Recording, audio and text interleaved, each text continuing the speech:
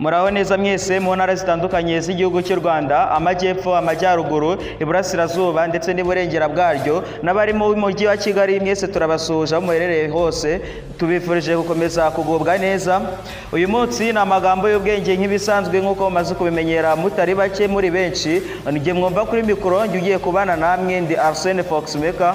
Uyu munsi n'ubundi nk'uko twabibasezeranyije twababwiye ko tuzababwira iby'amatwi yanyu atigeze yumva, amaso yanyu atabonye, amazuru yanyu atigeze ahumurirwa. Gusa turabizi ko mwabigize kubitekerezaho nubwo mutigeze mubishyira mu bikorwa. Uyu munsi n'ubundi tubafitiye umuntu utangaje, noneho by'umwihariko twazanye umugore yitwa Sheri Silver. Uyu ni umunyarwandakazi wavutse ku itariki ya 19 Nyakanga mu 1995. Byumvikane neza ko afite imyaka 30 y'amavuko, yavukiye mu Rwanda n'ubundi nk'uko twari tumaze kubikomozaho. Ni umunyarwandakazi azwi cyane mu mbyino ze kwigisha urubyiruko ndetse no gushishikariza abantu kwizera no gukunda umuco nyafurika.